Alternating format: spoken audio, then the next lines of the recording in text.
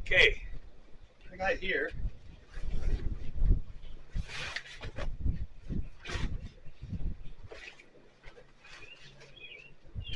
This is an easy go, 2-cycle golf cart with a dump bed on it.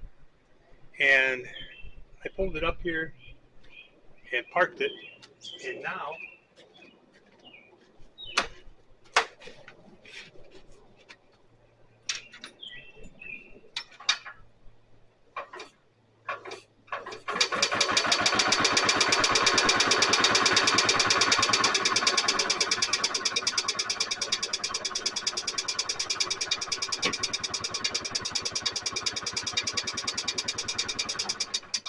it won't start.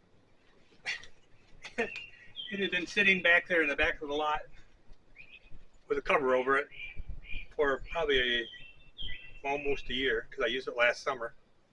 And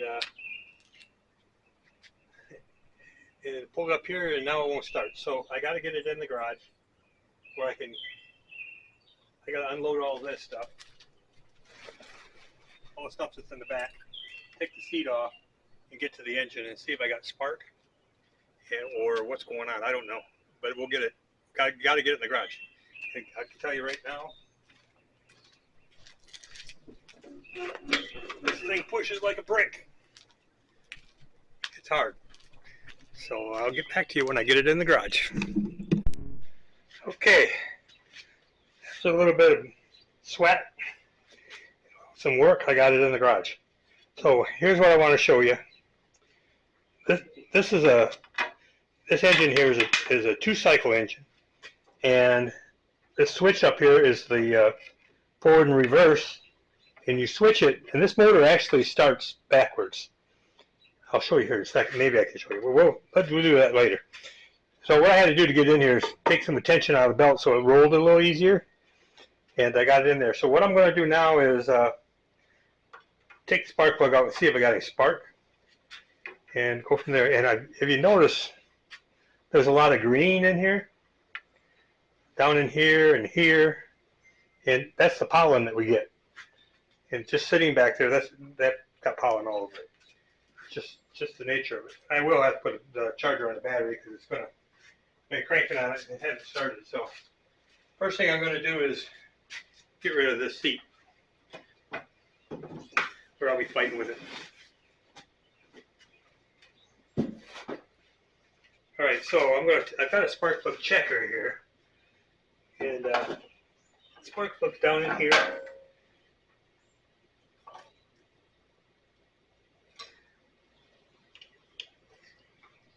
So I'm probably going to have to get a jack, get this thing up in the air, because if it's just like any golf cart you start, it's going to want to move.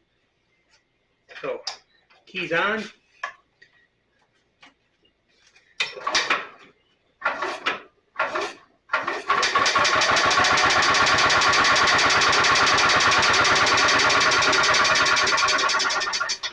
I see no spark. All right, let's take the spark plug out. And that's probably what happened. Probably lost a coil.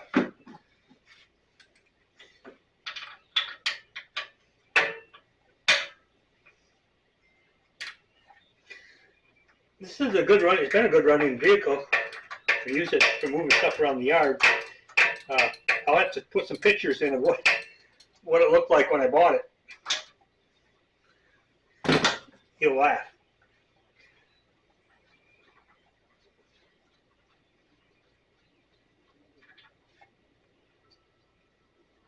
Yeah, the spark plug's really fouled. It's probably been running a little bit on the rich side, but I didn't see any spark. In fact, let's try this.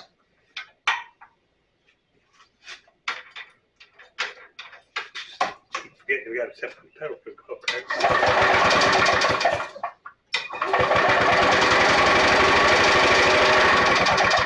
Completely dead.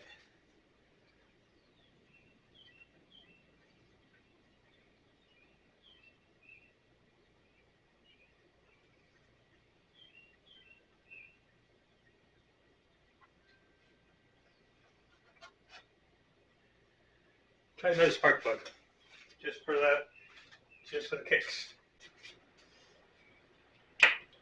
I just grabbed another, just an old spark plug that I had replaced.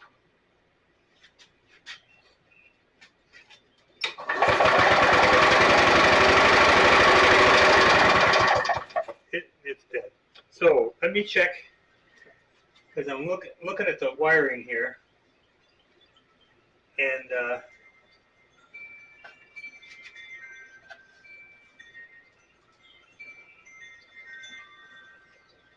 let's disconnect maybe this wire.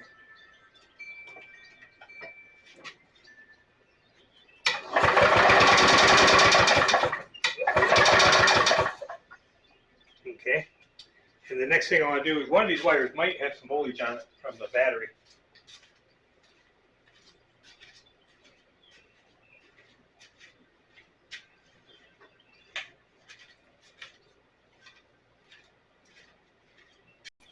It's really looking like I might need to buy a coil, which wouldn't be unreasonable.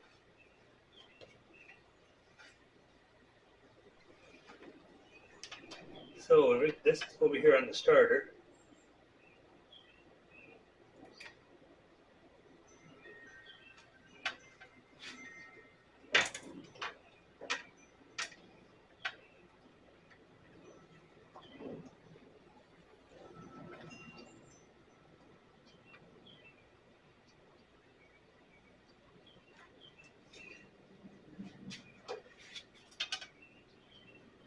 So the blue wire coming into the coil, which I'm thinking may be to power it. Let's get this wire back on. There's no voltage there. There's no voltage on that side of the solenoid.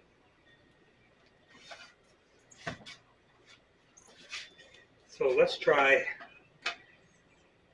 let me get a different lead here. Or find a way to ground it. I gotta ground it, is what I gotta do.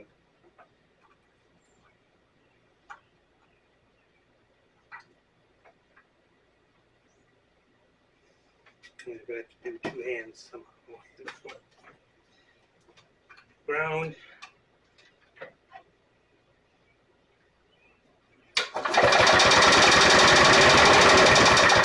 Okay, when you push on the throttle, or the throttle, I guess, it does have 12 volts. So that's telling me we got a bad coil. Let me try that again without the disconnect the red wire.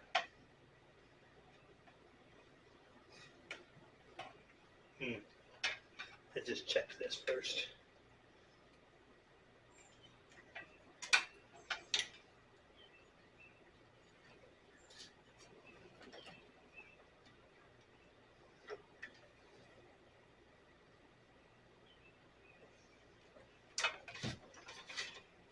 I'm going to check over here. We got a fuse block over here.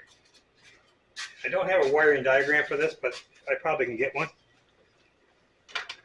But I'm wondering if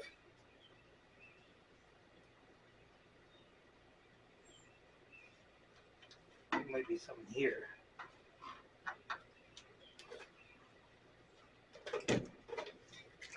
I kind of doubt that this is a problem, because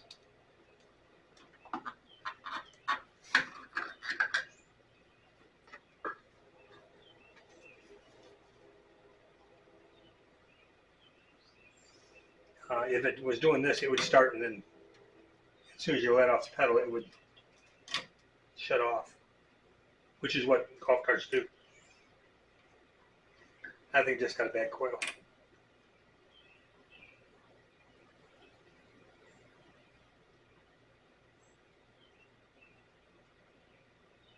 The fuse is blown.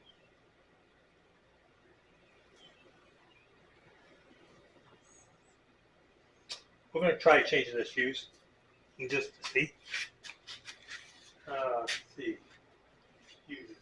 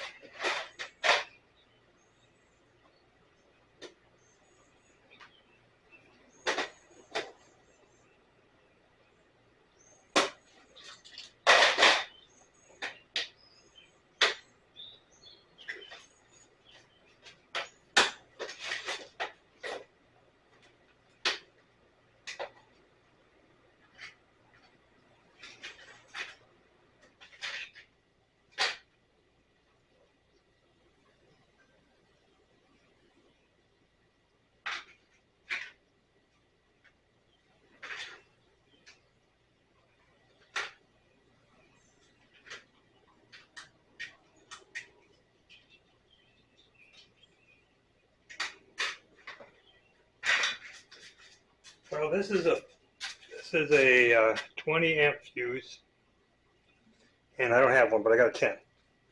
So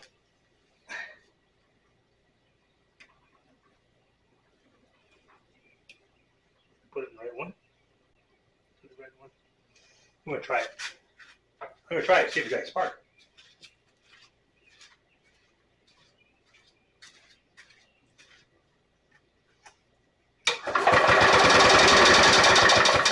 Okay, still no spark.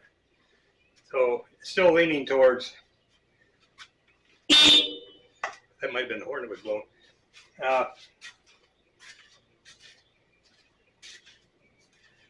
I'm going to go ahead and order a coil. I'm going to take this coil out and I got to do the research. I got to figure out how it works, but I'll get the resistance readings on it, and then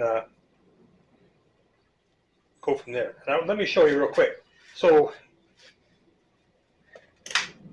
when you push on the pedal, if you can see, the pulley is turning this way on the engine. It's coming towards you. See that? You know, when I reverse it, it goes the other way. It's going away from you. And so how does that work? A 2-cycle engine, if you get the timing off, it'll actually run backwards. It doesn't know the difference. And so that's what they've done. They run it so that when you put it in reverse, it doesn't run full speed. The timing is off by quite a bit, but you can back the thing up. Then when you put it forward, it advances like it's supposed to and runs right. Pretty simple. The bad part is if you want to change the engine out, it's going to be hard to put a 4-stroke engine in here because you don't have a reverse then, because you can't run the 4-stroke backwards. So, anyways, I'm gonna order a coil. And I'll test my coil out anyways, but it's going to take me a while to get that. I think once I put a coil on, I'm going to be fine. I don't know if you can see something I got to show you on here, if I can zoom in on it.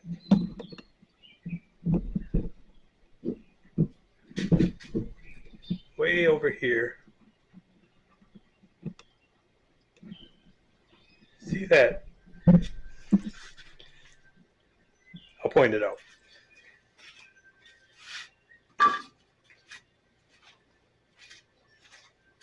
So this being a plastic tank,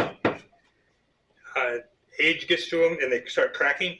And right here, this light colored spot, there's one there, and there's one right here, right along here. Matter of fact, I got one here and one here and one here. It was cracked.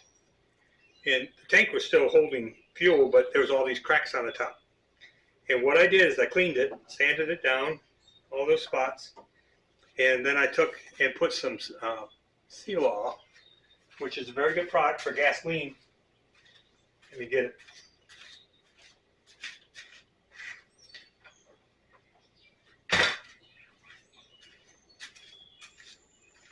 So, let me see if I got it right there. Seal-All. Anyways, it's an old product. They've been around for a long, long time. You used to go patch leaks in gas tanks and stuff with it. Yeah, it just works. Anyways, I got that and I used it. And then right in here, this was really bad shape. And so, I don't know if you've ever seen the mesh that they use on drywall for taping. It was like a mesh tape. You know, it had holes in it. It was a fiberglass mesh. I actually put that on here and put that Seal-All on here, and this is holding very well. So if you have a tank that's needs repair, that worked for me. That's been 3 or 4 years ago. Anyway, so that's where I'm at right now. Let me get some parts ordered, and I may get an exercise workout and push this outside and wash it down real good or blow it off or something and get it clean. One thing about these that I don't like, I like it because it's got a dump bed. One thing I don't like, and matter of fact, the 2-cycle engine is not a problem to me. It's actually pretty nice. Sounds different. But when you want to work on the motor, you have to tilt this bed forward, and you can see, hopefully you can see that Yeah, I pretty well lost the motor. I mean, as far as access to it. Right there. You can see the back of the cushion. There's the electronic controls are right here. Electronic controls are here. The switch for that. The battery's here. The air filter's right down here. But the motor, the spark plug is way down in there, and the belt is way back in here. So you got to take the seat cover off, get all your junk out of the back, take the seat cover off, undo the bolts, and then tilt the bed up. But they're supposed to run all the time, and having the bed on the back is really nice. I haul stuff around here all the time. It's a whole lot better than hoofing it. So, all right, let me go see what I can find for parts, and I'll be back. All right, I got a new coil. So I took the old coil out and got looking at it. And first, what I'm going to talk about here is see if you can see that gauge. Hopefully you can see that. Let me try to zoom in a little bit. The light should be able to see the meter.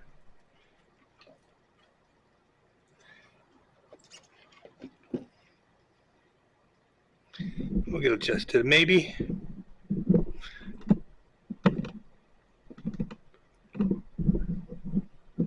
All right, well, let's work with the meter anyways. So I've got it set to resistance, ohms, if you want to call it ohms. And you're supposed to check between here and here, the two leads. Got 4.4, and I'm going to do the new one, so we should do a comparison.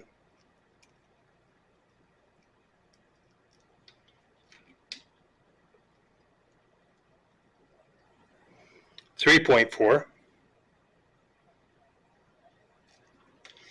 and then you do between this red one here and the where the spark plug wire goes in, and I got 12.17 maybe, and I'm going to do the same thing here, the red one, and I got 14.46. So there's not a lot of difference there. What I did find out when I pulled the spark plug wire out, I got looking at it, and this is, let's see if you can see it right here. Let me get over here, get out of the way. So if you can read on there, suppression wire, electronic suppression. This is a noise reduction wire. And so what that means is there's a good possibility there's no copper in here. So I did a resistance reading on this. Find my red lead. Black one. Here we go.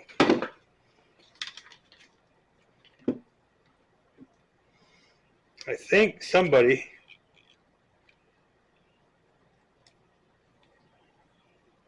if you can see it, we've got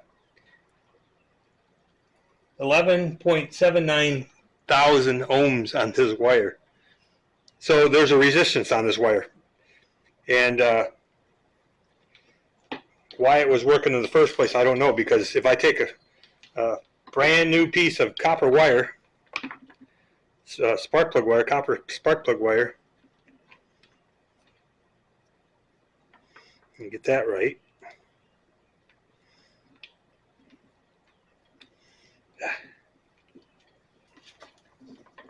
All right, it doesn't want to cooperate. It wants to twist around. So anyways, I got the copper wire. I'm going to attach to the two leads on the end. You don't want to put your fingers in the way because you can be resistance. So you got to kind of hold it in the right spot. See that? Well, there's got to be something there, but come on, help me out here. Really, really, really low resistance. which is what you're supposed to have. And so when I tested, I took this wire, the new wire, brand new wire, and I put it in the old coil, and went over there and put it back on the golf cart, and then ran this to ground. This one here will jump about 3/16 inch of a gap with this new wire on it. In this one here, when I ran it, this one here, it would jump a 1/2 inch gap. So the wire, I got spark back on both of them, but the spark is better because the resistance is better inside the coil. It's not broke down. So I probably still have a somewhat good coil here, but it's probably fading away. The biggest thing is using the correct wire here. So I'm going to go ahead and put the new coil on. They don't cost very much, and now would be a good time to do it. I don't need to be broke down again.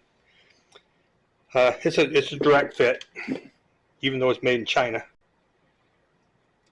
Well, I might use that clamp. It'll fit back in there. I'll keep this coil. I might be able to use it for something else. But I am going to put a new spark plug wire on it with the copper on the inside of it. And if you can see on the very end of it, you'll see the copper sticking up. Whereas on this one, matter of fact, let's just take, I'm going to take pliers, or cut it off and see what's in there.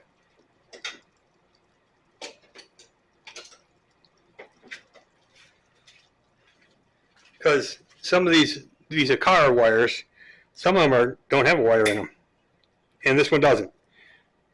So what you're looking at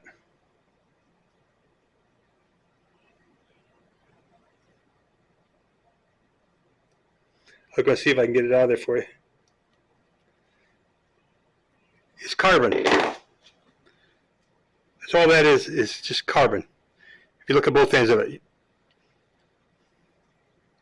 And that's not what you use on this type of ignition. Now this is a lot like a car ignition. If this was a high voltage, output, then this other wire would be better. But I think somebody took a wire off a car because they needed one and put it in this golf cart to make it work. And it worked for a while. But as the coil got weaker, it couldn't overcome the resistance of the wire. So I'm going to go ahead and assemble this back on the golf cart, and we're going to see if it'll start. So I'm going to pause you right here.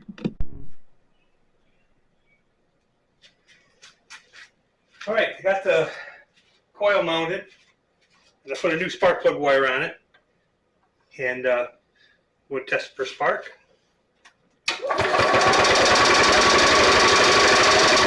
I don't know if you can see that or not, but I got good spark. So I'm going to put the spark plug back in and see what happens. I did jack it up to get the wheels off the ground because otherwise it may start and it may decide it wants to go through the garage door. We're not doing that today. I'm going to have to do some wire cleanup down here. Got wires running everywhere, and some of this needs to be tied up a little bit more decent, just to make it look better and look like kind of like what we're doing. So I'm going to put it through here right now, but I'm going to make some changes here. I'm going to move some wiring around because this is awful close to the exhaust right here. There is a place down here for this wire. It's supposed to sit like that, and I'm going to see what I can do about that. Anyways, beside the point, we want to see if it starts.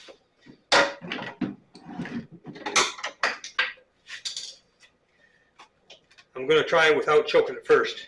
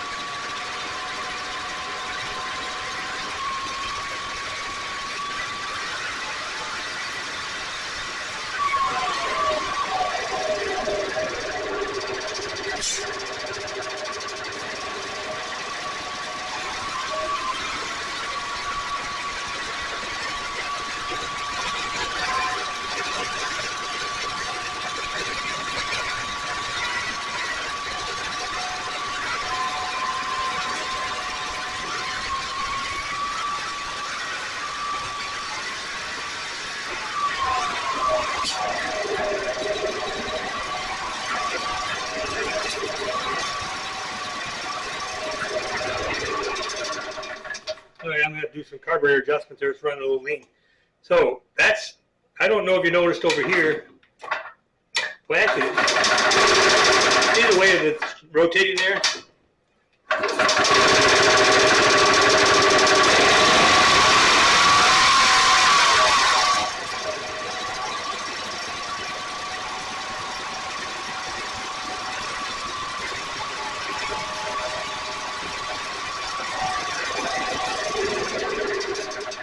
I'm going to reverse it and watch the motor go the opposite direction.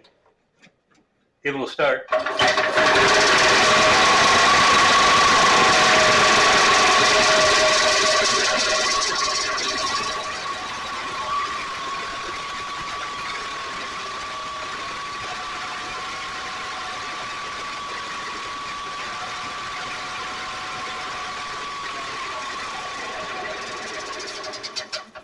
There you go.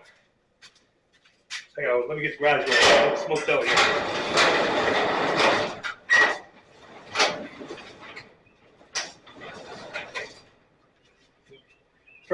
So you see it runs forward, it runs backwards. It is running a little bit lean, or so when I started it, but it hasn't been warmed up yet. But it reminds me of a old Skidoo Rotax engine. That's what it sounds like. It's 2-cycle. This is the starter and the generator. This is what charges the battery, and if you notice when I put stuff on the pedal,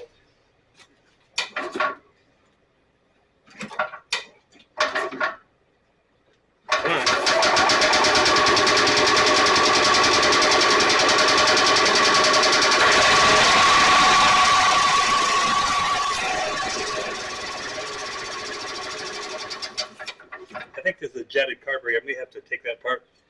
But so it starts with this is the starter motor. What cranks it over and turns this belt and that pulley. That starts it. And then when it's running, this becomes the generator. So it's generating power to recharge the battery and run all the other stuff. That delay in starting is probably, let me point you to where that's at.